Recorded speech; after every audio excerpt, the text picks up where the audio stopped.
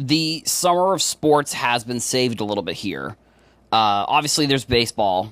I think if you're a baseball fan, this is probably some of your favorite time of the year. It's the only sport. That's one of the only sports. But this year, we have two soccer tournaments that are massive. And if you're a soccer fan like me, it's like a month of just all day you can just watch soccer. It really is pretty spectacular, if I'm going to be honest. Like, unfortunately, one of the games, I believe, for the Euros that's supposed to be on Fox, I believe they put behind a paywall.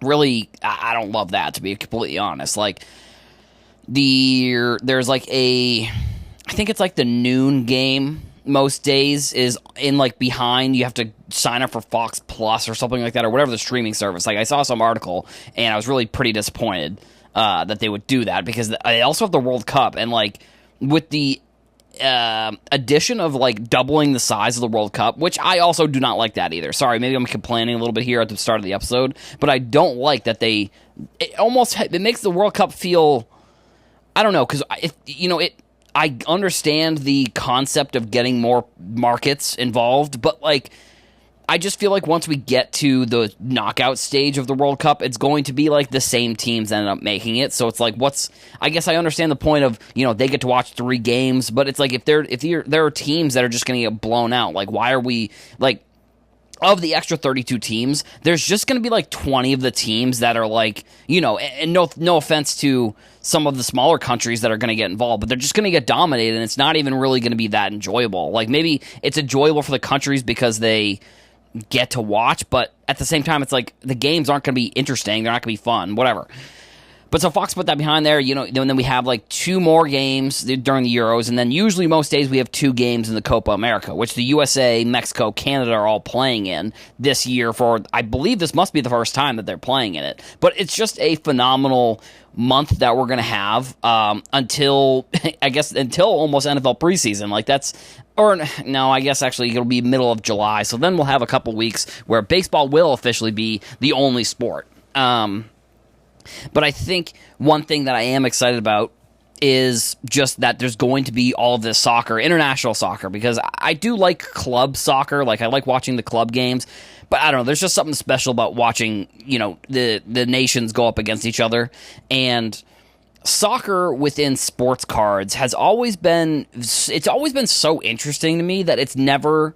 Somehow soccer is the most popular sport throughout the whole entire world by a billion. Like, it's not even close how much of a more popular sport soccer is compared to other sports. You would say probably because like football, hockey, basketball, baseball, they play in other sports, but those 2 of the other 3 sports, these other countries aren't really playing it.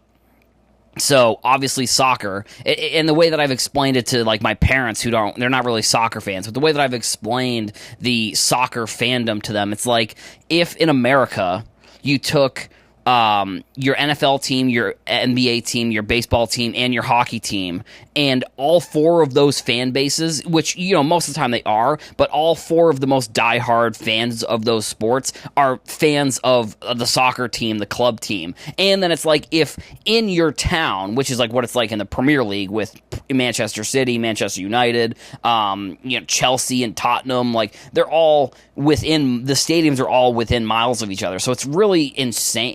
It's interesting to me. That's not insane. I won't go that far, but it's pretty interesting to me that sports cards and soccer have not taken off as much as I thought they would. I do think that potentially within soccer, there was a lot of money that came in that was trying to flip cards in the market, and they, I don't know, potentially drove the market of a lot of cards up pretty significantly. And then the card market came down pretty significantly as well. But I also think what happened with that market, and this is a kind of a little bit of a retrospective thought, is that people didn't really know. It's very complicated. Like, there aren't the types of cards you can get for players. You can get national team cards. You can get club team cards. Like, a player can play in a bunch of different countries for a bunch of different clubs throughout their career. And like, if they played in a smaller country at the beginning of their career, Holland is a perfect Holland. I pronounce his name. I get a lot of flack on TikTok sometimes when I was posting videos about him, and that I pronounce his name differently every single time, and everyone said that I was wrong. So I think it's Holland. I'm just gonna go with Holland.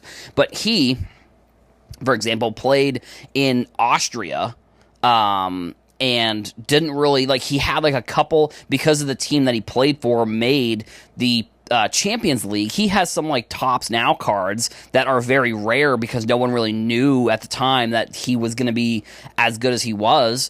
Or maybe they knew, but soccer card people didn't buy into those cards. So it's like a rare card.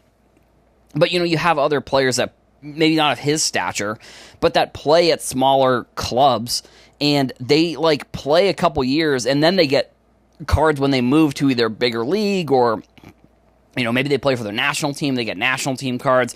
But it's very, I don't want to say it's convoluted, it's very confusing. And I think it's still very confusing because there has not been I don't know, it's like in prospecting for baseball, like the Bowman Chrome is the card, or the first Topps flagship, or for basketball, it's like the Prism card, that's the one that you want to get. But it's like, for soccer, I think that I think what ends up what has happened is, I think that because of this, I guess you could call it confusion. I think you could call it confusion. There is money spread out amongst a lot of different cards, which means that the player, their rookie card, whatever it is, some people just don't consider it a rookie card. Because also overseas, this is one thing that when I was getting into soccer cards, I was in communication with people who were not from America, and they didn't even realize that they had cards. Like, because stickers overseas is really the culture of, like, that's the big thing that you want to get. Like, if you look at a lot of the superstars, you look at the Messis and Ronaldos, like Ronaldo, for example, he has a card and a sticker. They're both similarly priced. Messi really just kind of has a card. He does have some stickers, but like, if you go back farther, before, I think 2018 is when they first came out with Prism. Like, Mega Cracks is kind of the big soccer product that Messi and Ronaldo have a card. But if you go back farther than them, players, they just have stickers. Like, they don't really have the cards, which is interesting because I saw a lot of people, and in my opinion, I even talked about this too, when I was creating content back then, back when, probably 2019, 2020, 2021, when I was really getting into soccer, I would talk about, I would talk about the stickers, but I thought actually, because of what I was seeing within the soccer card market and people talking about the stickers, that people would then translate that potentially to stickers within the United States. I guess I was wrong. I think I was wrong because people in the United States don't care about the sticker because there are just, and I think that's what it comes down to. There's just so many options for other cards that, like, the sticker is just not even in the conversation. Like, sure, it's maybe harder to get a good grade on a sticker than it would be a card potentially, but at the same time, it's like there's just so many different options. So we have, I don't know, I think we're going to see probably over the next month these storylines come out with some of these top players, and you're going to see probably players that you've never heard of. Especially if you don't follow soccer, obviously, most of the players you probably have never heard of. But I think what the cool part about these tournaments is that you see teams and you see players on these teams really show what they're made of. And, obviously with the USA, I think the next game is on Thursday. They beat Bolivia 2-0, which Pulisic goal in the first 3 minutes of the game. If you're a soccer fan, what I would do is I would look into Team USA first, and then I would start maybe prospecting in other teams that are doing well. I also think that maybe it's worth looking into other tournaments potentially. These are two of the biggest worldwide tournaments that we see other than the World Cup, and luckily the USA gets to be involved because we're going to be having the World Cup, so they want to play in these international tournaments because we really aren't going to have any, we don't have any qualifying because we automatically qualify. So if you're looking for something fun to do this summer, if you're inside or you're outside or you're doing research, maybe look into soccer. I think I've suggested this even last summer. I think I talked about it with so many people moving teams and people moving countries and all of these things to play for different clubs. I think soccer is an interesting sport to look into, and that's why I'm going to talk about it when big things happen, even if I think the amount of people that are into soccer cards now versus how many were in them before maybe isn't as high. I think I have a take that people maybe are not going to like, but I think it's the reality of where sports cards and where the industry is going based on the fact that, so today PSA came out with a video saying that their partnership with eBay is kind of officially going live, and you can officially basically get your cards graded by PSA and then sell them directly on eBay through kind of all of the same portal, same platform. Now, they also have the images and stuff. So this is, and I think this is actually one of the big things too with this is like, I don't know. I don't know if people complain about images of sports cards on eBay. I think raw cards, there is definitely that issue. I would say that I think that if you are sending, because I do wonder if you send raw cards, if you would be able to get this same photo treatment, I guess it would be called, because PSA takes pictures of the cards, or you can get like screenshots, but then they also have, not screenshots, sorry, the like scans of the cards with the label, but then you can also do, I don't know if it's like green screen or how exactly they do it or what it is, but you can change, I think you can change the color of the background of the card, or they just give you a couple different options potentially to probably make it a little bit less complicated. But what I think this means is that I think, and I've talked about this previously when I was talking about this subject, I think we need to see more collaborations between companies potentially, and I think we need to see more, and I'm not talking about the card companies, I'm talking about card shops, potentially, and potentially like card brands of people buying and selling cards. I think it would just make sense. I understand that you probably don't, if you're just buying and selling online or you're going to shows, maybe you don't have to do this, but I actually think that, I think it would be smart for card shops like to partner and create one brand.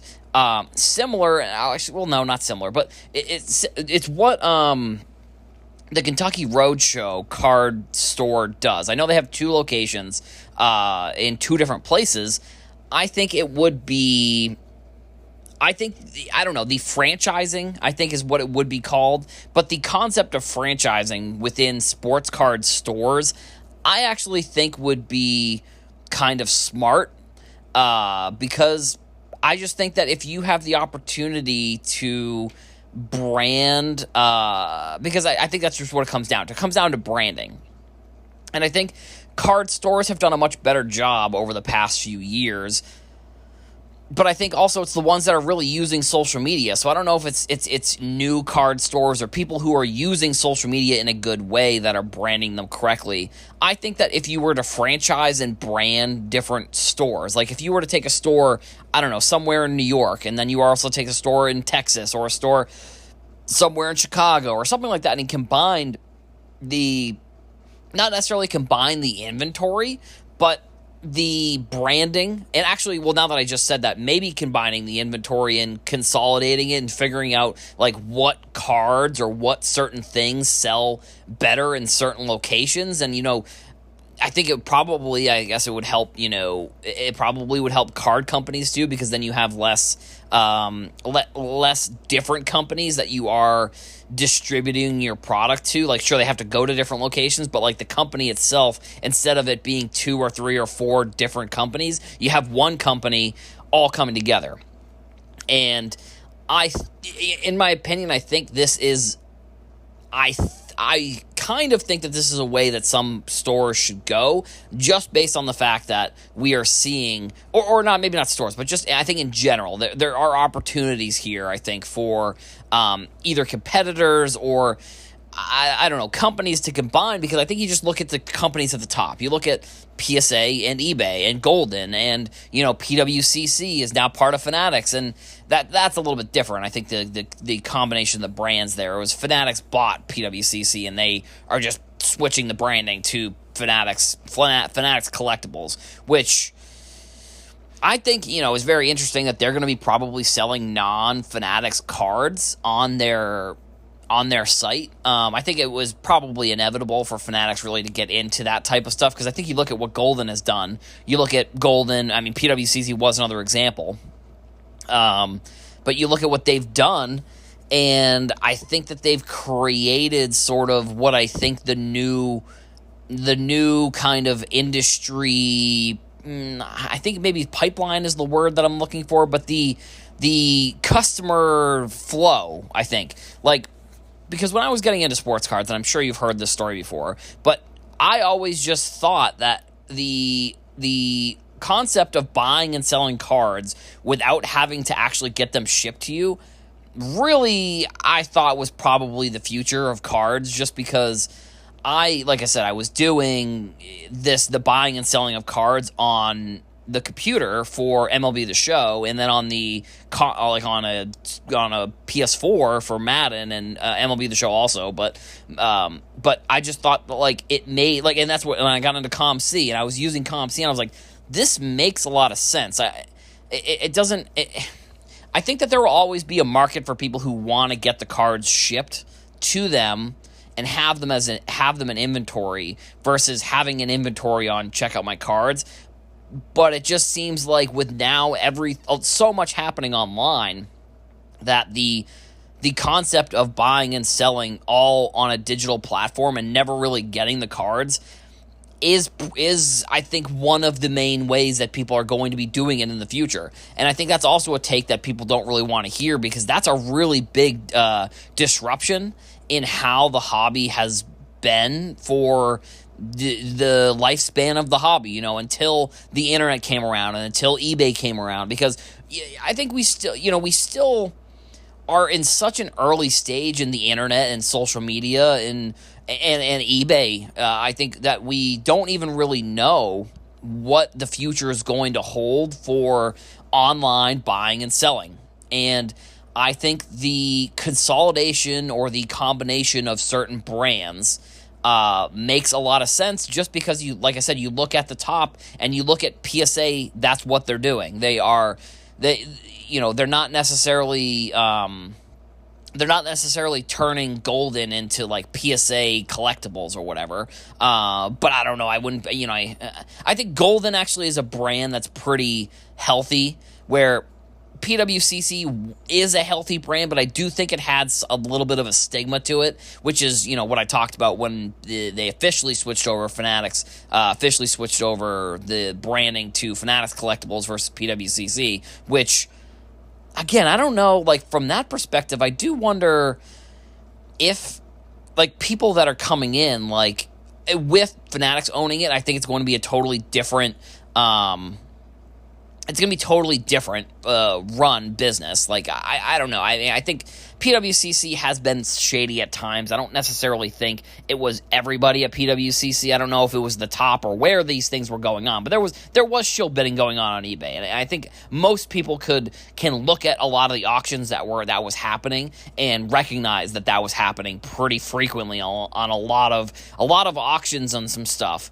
And I think when it comes to PWCC switching to Fanatics, I think, maybe they're trying to wipe away some of that stigma, but I think what Fanatics really did there also is they bought a ton of customer data. Like, that's what I initially thought for PSA with eBay and Golden. I thought that it was one of these companies really just trying to buy customer data to sell whatever, to run ads for whatever. But I think that is what is probably going on with PSA and Golden and Fanatics and PWCC. I mean, also just the fact that, they're trying to get their piece of the pie. They're trying to get their golden auction piece of the pie. And I call that a piece of the pie because it's just a vault where people are buying and selling stuff. But, there's transaction fees, there's all of these things. And it's very similar in a way to NFTs, where you can, if you're building an NFT, and I know sometimes when I talk about NFTs, people's eyes glaze over, especially within the sports card world, because of all the scams that went on in that industry, which I think that if you take the good things from that industry, they can be used in sports cards in a way that, you're not scamming people. Like, that's obvious. But I think, like, the transaction fee of a card is really what Fanatics is trying to do. They're trying to look at something that I sort of have talked about a little bit with, like, signing some of these young athletes, where you sign the young athlete, you get them to sign the cards, but then after that, if the card sells, once it leaves Fanatics doors, or once it leaves the distributor's doors, there's no profit really that's being made by them. And I think that they're looking at it and saying, well, we want some of that profit. And I think NFTs is an example of because you can, in the coding of an NFT, you can build a percentage every time it sells. So I think that's really what Fanatics is trying to do with that vault. PSA as well. But I think ultimately, the combination of companies, I think will, in the long run, I think is going to be a good idea for some of the bigger brands within this industry. If you are an individual seller, maybe not. But if you're someone like Card Collector 2 or the King of Collectibles or, Mojo Cards, it's like, I wouldn't be surprised if eventually they sell their business to a company, like a Burbank Sports Cards, or like even, and this is what I've talked about with card shows in general. It's like, I think that the branding of these card shows, it's like, I don't know necessarily if it's going to make people more money, but I think what ends up happening eventually is that it's just going to be less work for some of these companies that end up combining. So the fact that they're going to have to put in less work, even if potentially they're making a little bit less profit, in the long run, I think ends up being worth it for the companies that are willing to do this type of business within the industry. So 2 days in a row, I am going to be talking about PSA here because the other news story that came out this week, and I don't know why. Maybe it has something to do with, like, the seasons, like basketball and hockey ending. So that's why PSA decided that they wanted to announce, like, some pretty big changes, because these are, like, we as in maybe myself or other people within the content space have had a lot of news come out, like around the time of the National, and then around the time of some of these big shows. So I'm not 100% sure why PSA came out with some of this news now. It's probably in preparation for the National, if I had to guess, because they'll be at the National. I think they'll probably be at Fanatics Fest as well, which I'm still 50-50 on if I'm going to the National, unfortunately, because the Saturday of the National week is the All-Star game for the Cape Cod Baseball League, which is the team that I'm working for this summer, and it's going to be in the town of the team that I'm a part of, so Falmouth, exactly. It's going to be in Falmouth for the first time in quite some time, so I'm thinking I may fly in for one of the days, depending on my full-time job, if I can get the day off. I haven't decided yet, but I think this is a big move for PSA. They announced essentially with the app update that the grading notes will now be available. which we had seen. I think they were rolling it out to some of the higher tier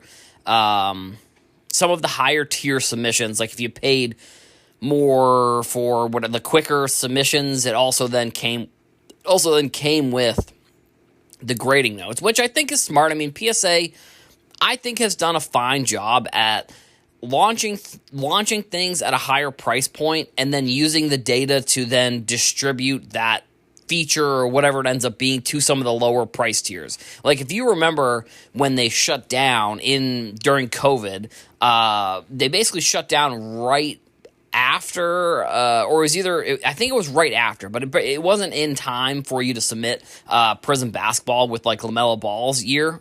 LaMelo Ball.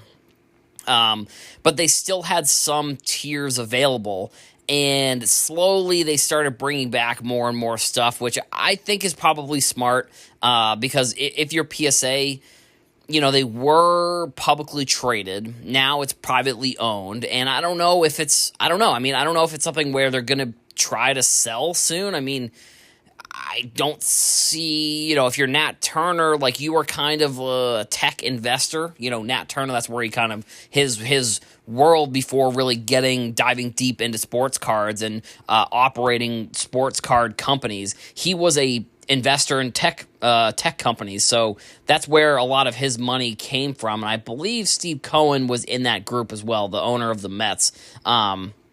So what that says to me is that I think that he knows. First of all, he has an interest in sports cards, which I think that's one of the most important things that a founder or someone, that maybe not a founder, but somebody who is at the top. Who is at the top of the company for sports cards can be interested in.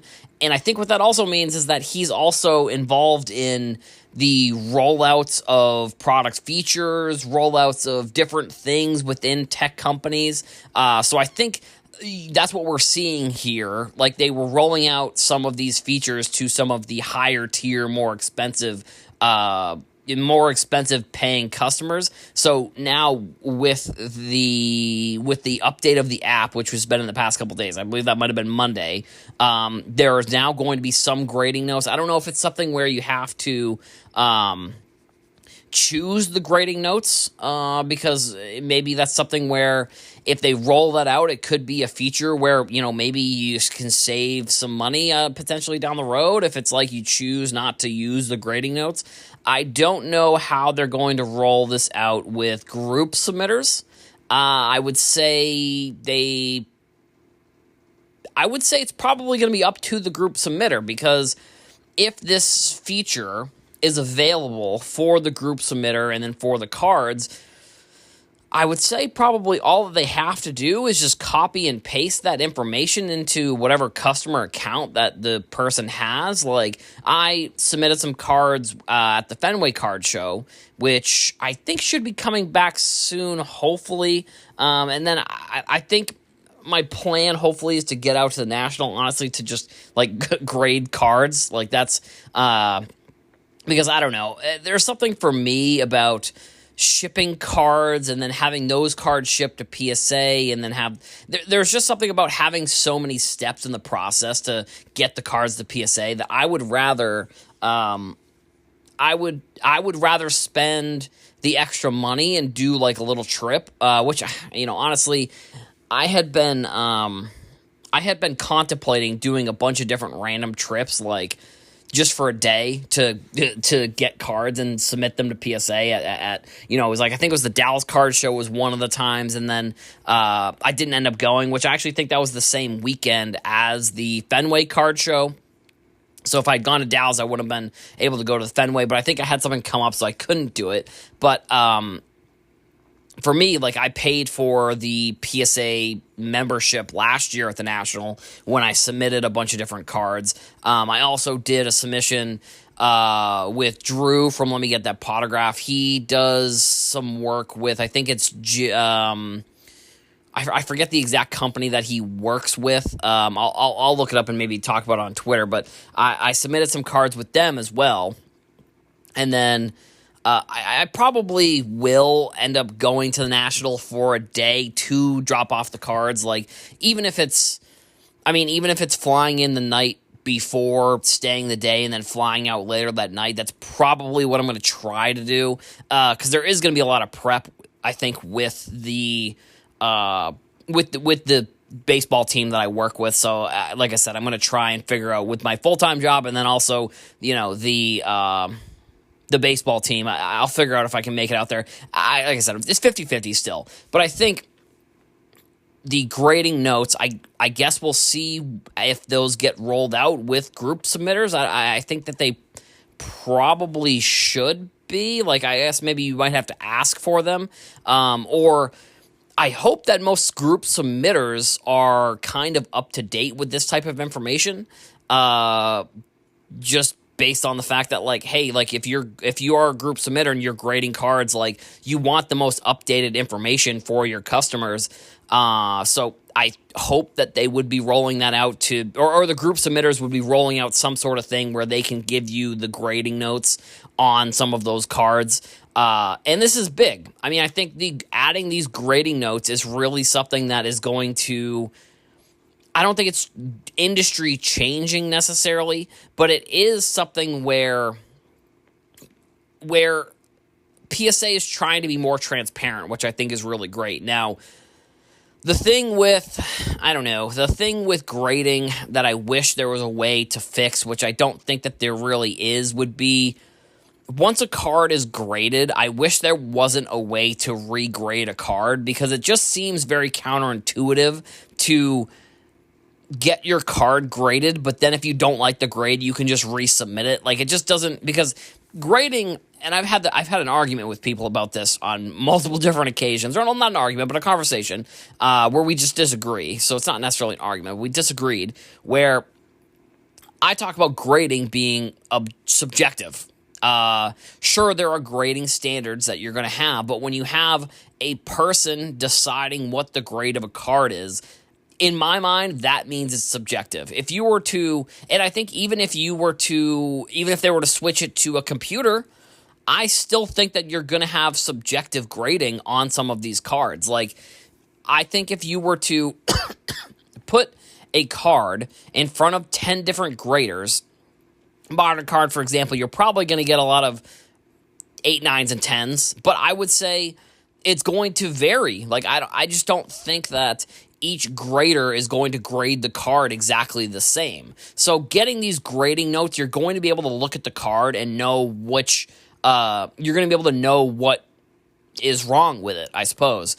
And this gets into a whole nother scenario with, like, regrading of cards. Like, obviously, if you submit a card and there's, like, a piece of, like an eyelash or something on it, and that affects the grade of the card, like, I don't know. Yeah, hopefully you'd be able to get that resubmitted. But, like, at the same time, like, if there is, we've seen kind of the rise of what I think some people call restoration of cards, which I don't know. It's a very fine line between altering cards and the cleaning of cards, I think, because there are things that, PSA has come out and said that they don't, if there's substances being used on cards, that's not what they want, and that's something that they frown upon, and I think they actually said that they may not grade some of those cards if they detect that could have been used.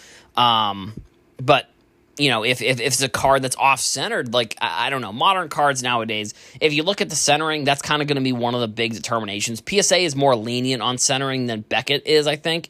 So you can go 60-40 in terms of percentages on for PSA and still get a PSA 10. Like, I've had cards that I've graded and they've been, that 60-40 is pretty close, and they've still come back PSA 10s. So the grading notes are going to tell you what is wrong with the card. And I think ultimately this will be a good thing for transparency. I worry a little bit about what's going to happen with people wanting to try and resubmit their cards, like, because I don't really like that concept of the resubmission in the first place. So I think the more transparency, and this is something I talked about recently, probably a couple weeks ago, was like the transparency within the industry, I think is actually one of the most important parts. If you're a company or you're a business, working within this space, being 100% transparent with your customers, I think is ultimately going to be one of the big determinations of whether your business succeeds or fails, if I'm going to be completely honest. So this may be an old story, kind of. I saw someone talking about it today, or yesterday. I always say that. I don't know why I always say today. It's when I'm recording the podcast, whatever. I saw someone talking about this yesterday, that a class action lawsuit was filed against Dapper Labs, which is the company that created Top Shot, which is, if you don't remember, it's an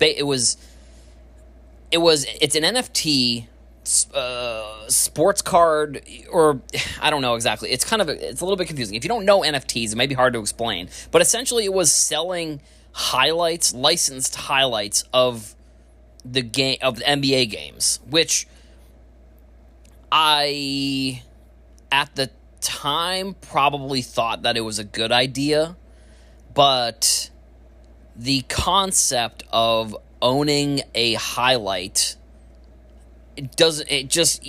owning it, I don't know, you can own the Top Shot, which I guess it's different. Maybe you don't own the highlight necessarily, but you own the Top Shot, which is the highlight, but you don't get anything from it. I don't know. It was very interesting. Like, I don't know, maybe it was a bad idea. That's what I'll say. Maybe as much as I thought that it could have been potentially a good idea, like, I still think NFTs have a place, maybe not within sports cards, maybe not within art, or maybe within art, maybe not within sports cards, but I think that there is something to owning something digitally. And I know the whole argument is, you can just screenshot. It's like, yeah, but there are other benefits to specific ways that some NFTs are created. Like, if you own, for example, like, when was the last, like, tickets, for example, that's like one thing that I feel like NFTs could be used for. Like, instead of and especially because a lot of companies nowadays, they don't even sell physical tickets unless you are buying them directly from the team. And even in that scenario, like, if you're trying to buy MLB tickets, you're most likely just going to be getting the code to enter whatever it is for when you're buying the tickets. I still think the tickets are a fine idea. I think tickets overall, I think, like, gift cards could be an interesting way to incorporate NFTs. Like I said, I'm somebody who's more on the side of NFTs can work down the road. I understand that NFTs and crypto in this space is just riddled with scams, unfortunately. It's very much early internet, where, like, if you remember when the internet was invented, there were tons of companies that raised a ton of money, and they went on the stock exchange, and they were trading for hundreds and thousands of dollars, and now they're companies you've probably never heard of, But so, essentially, Top Shot, they were... The lawsuit basically said that they, I guess, were selling these like securities without being regulated, without going through regulators. And I don't know, I think this is actually going to be very interesting. This is I don't think this is only monumental just for Top Shot. I think this is a big deal for crypto in general, because if other companies did similar things to Top Shot, then they're probably going to be falling in line with some of these lawsuits. I also think, if we're going to be completely honest, like, from the lawsuit information that I saw, there was $4 million that was going to be given back to customers. And if I'm being honest, if a tech company that was selling things like this, if they were smart, they would have they would have $4 million. I don't know if they do, or I guess they must, because they are paying back in this class action lawsuit. But it's like they raised $300 million, so I'm sure they had decent enough lawyers who said, okay, so this is something that we don't know the laws of yet, so you're gonna hopefully, I think they did, you're gonna have to save some of this money, to, hope down the road, hopefully if anything happens, you'll have to pay back some of these investors or pay back some of the people. And I think, like I said, Top Shot may not have worked because it just, the concept, I at first thought it was a cool concept, but then when I thought about it more, and I'm sure if you go back, I'm sure you can find different opinions I've had on this. I don't know for sure what I said in the past in 2020 and 2021. I mean, I was so, like, the only way I can really describe it, I was, like, drunk off of, like, the success of cards, that, like, anything that was anything card related, I was like, this is the best idea of all time. So I'm sure there's probably some bad Top Shot takes that I had, which I think now I'm willing to say that Top Shot was a bad idea. I just don't think the concept of owning a highlight that is like that makes much sense. Like, because it's not anything physical. You don't, like, get licensing fees or anything. It's not like from a sports card perspective, it's not like you own a card. And I think the other big piece of this lawsuit was that you couldn't take your money out, which, like, when I heard that, that's when I think that's when, if we look back, I don't know when you could even look back at some of the content that I was making back then. But the fact that you couldn't take your money out is like, what are we doing here? Like, what do you mean you can't take your money out? Like, you mean it's just like fake money? Like, and some of these Top Shots were selling for I saw some of that sold for hundreds of thousands of dollars. Now, one thing that may come into play here is, like, because of it being crypto, there's a very high likelihood that the person who bought it and sold it, unfortunately similar with some sports cards potentially, the person who bought it and sold it, one, could have been the same person, or two, could have just been a person that said, hey, buy this thing and then I'll give you the money back. Like, they knew the person who was buying it. I think, unfortunately, that does happen within sports cards. Like, I don't know. I think the investment aspect of sports cards currently is not as good as it is. It's almost non-existent, in my opinion. Like, the investing in cards is I don't think it's something that you should be thinking about when it comes to, like, buying anything long term. I don't think it's something you can do now at this point. And I think the buying and selling, you can make money. And I think that's probably the safer way, because, if you buy it and sell it within a couple months, like, nowadays we're not seeing these massive ebbs and flows in the prices. But, going back to this lawsuit a little bit, I think it makes sense that this had to happen. I don't know. I don't want to say it was necessarily inevitable, but I don't know. They raised $300 million and you couldn't take your money out, and it really just all kind of seemed like, I don't know. Again, I think it's going to be Top Shot or Dapper Labs could be a perfect example of one of those companies that in 20 years from now, it's just a non-existent company, because it was something that was built in a time when things were new and people were investing in technology and people were investing in new technology without really knowing what it was. And I think that's probably what happened a decent amount with Top Shot here, because I think it's just not backed by anything physical. Very similar to just crypto in general, which I think, like, you look at other companies that did kind of things that were similar, the fractional investing companies. I think at least those were backed by a card. Like, at least there was a card that, worst case scenario, could be sold on the market, could be sold. And a lot of the time they weren't just like ho-hum cards. They were like, Tom Brady rookie autos, or like Messi and Ronaldo PSA 10s, or like, other cards that have sustained value that you don't have to worry that, like, the investment you make could go to zero. Where Top Shot, if no one is buying, then your investment is worth nothing. Like, if Top Shot is a good example of something that there's no intrinsic value of owning it. And I think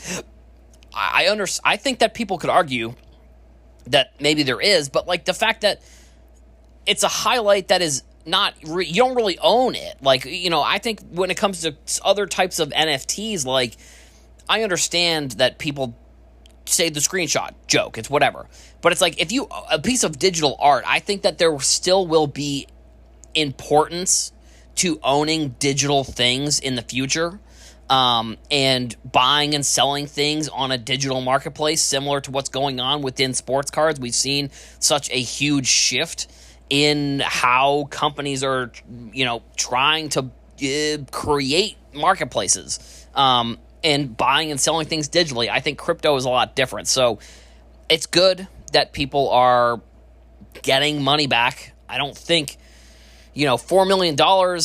I don't know if that's I don't know if that's going to really cover all of it. I mean, class action lawsuits like this never cover everything. So, I hope that people just continue to take warning and are weary of things like this that kind of pop up out of nowhere, and they just raise $300 million. Like, yeah, sure, they had users and they had money on the platform, but like, you couldn't take the money out.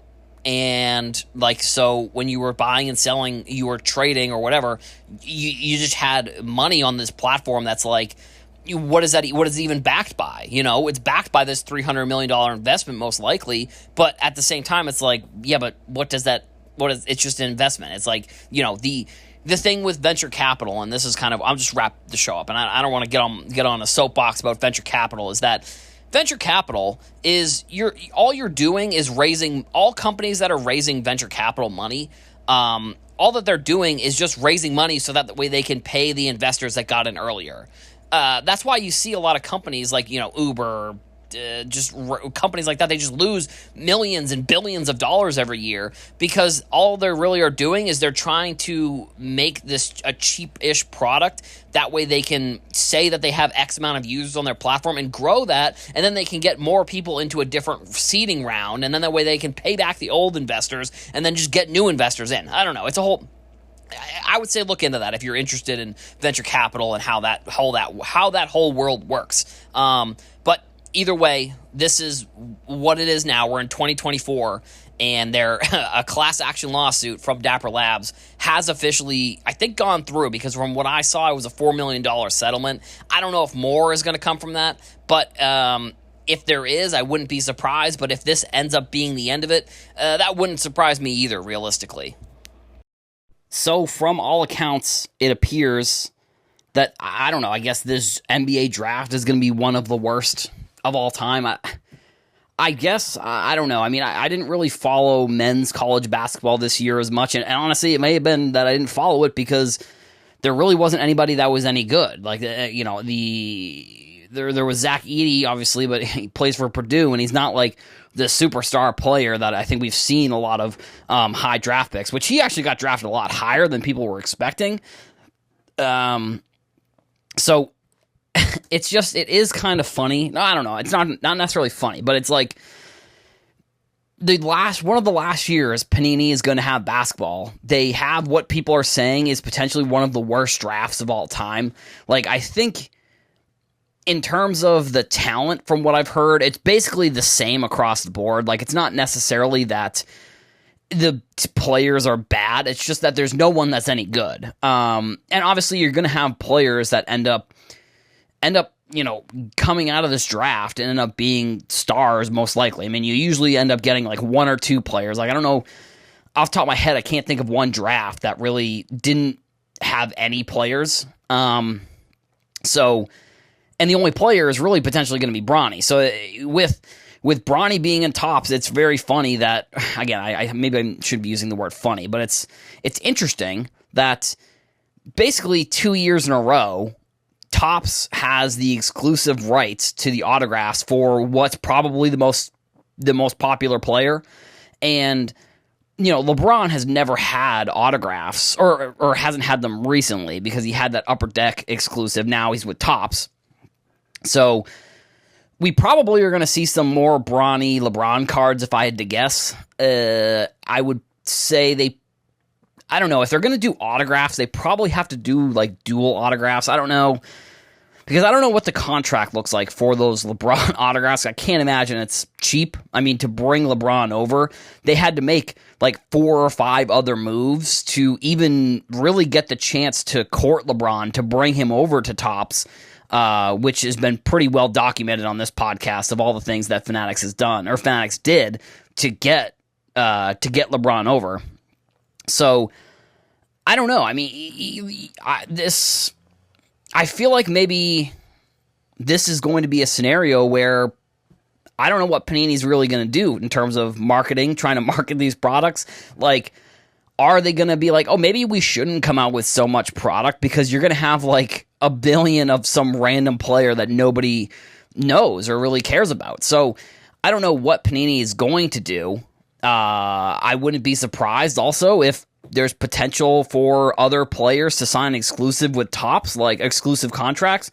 I mean, I wouldn't be surprised if Topps somehow goes out there and gets like the top 3 or 4 players from this draft and says, or whatever their, scouts. I don't know if Fanatics has scouts necessarily, but they may look at it and say, well, who are the players that we think are going to have the most impact on sports cards this rookie year for basketball? And I wouldn't be surprised if Fanatics went out there and tried to get those players on exclusive contracts to get them away from Panini. I mean, at this point, I don't know what Fanatics, they have done basically all that they can do, I think, in this scenario to decrease the stock value, and I'm using stock value in quotations because it's not actually stock, and the value of Panini. And it's so ironic that one of the last years that Panini is going to have, that they statistically are potentially getting one of the worst drafts of all time. So we'll see how they try and market these products because that's what really drives a lot of these new products is the rookies that are in there. Like, sure, you might get some veteran autographs, you might get some interesting autographs of players that are in the league, but like when it comes to the meat and potatoes of the products, it's the rookies that are in there. And if, it could potentially be like what was the year? It was like the 2012 or 2013 NFL draft where you look back and it's just like, it was just like bust after bust after bust. Now, I don't think we're going to go look back in 10, 15 years and call anyone a bust from this draft because I don't think anyone really has the potential to even be called that. Like, I don't think anyone coming out of this draft has the potential to, or anyone's like, oh, I can't wait to see this guy play or this guy play. Like, I mean, sure, maybe Bronny or maybe Zach Edey. I'm actually pretty excited for Zach Edey, to be honest, because I'm interested to see how his game translates from being such a dominant. I mean, he won the College Player of the Year, and his College Player of the Year is very similar to when Luka Garza won, and he kind of floated around the G League for a while and then finally found a spot this year actually on the Timberwolves, which I thought was really great. And it's good to see a player. It's good to see the talent, because he obviously has talent, and because he won Player of the Year when he was that last year that he played before getting drafted. His NBA career, I would say it's still to be continued.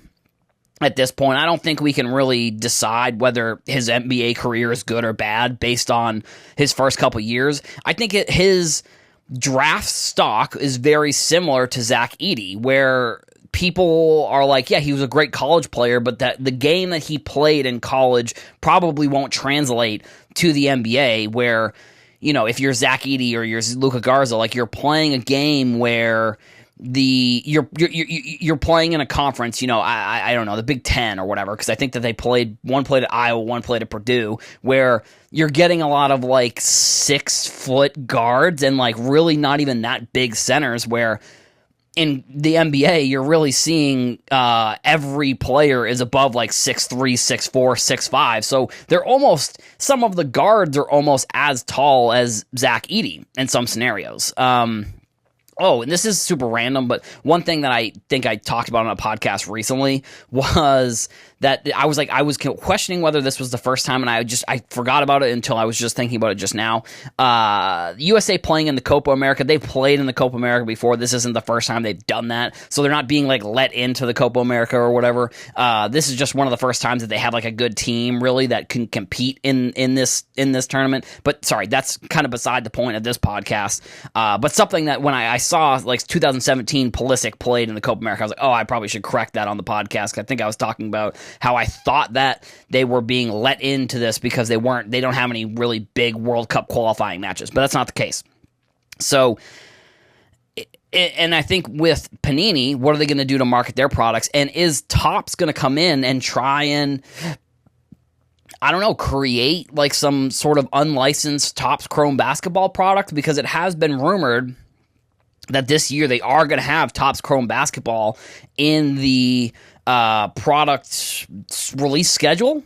So I don't know. I mean, I obviously hope that we get some stars from this draft, but I don't know if this is one where, you know, maybe this is a good thing for cards because people are going to lose interest potentially, and that's going to drive down some of the pricing of product, and maybe ultimately that will drive down the pricing of a bunch of different products, the same way that like with Zion and Ja's year, that drove up the price of product, and overall it drove up the price of a lot of different products. Maybe this draft, because at least at first, I think once the season starts and we start to really kind of see who the good team or good players are coming from this draft, maybe that will change things. But at least for the first few rounds of products that are coming out, I think we could see some decreasing in pricing. I don't think we're going to see decreasing in pricing at like at like a Walmart or a Target, but I think like breaks. And I mean, I hope that this,